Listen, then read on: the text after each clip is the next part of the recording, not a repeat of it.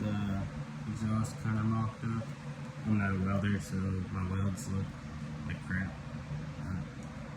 I'm gonna weld a little elbow facing down right here, so it won't blow on my leg.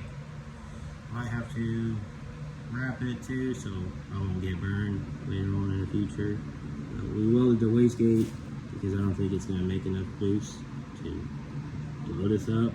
If it does, it does, whatever. Gotta get a boost gauge for it, and I just ordered the rest of the oil supply lines for it. When that comes in, I'm gonna hook that up, get a cheap boost gauge, nothing fancy, and hook it up and see if it goes.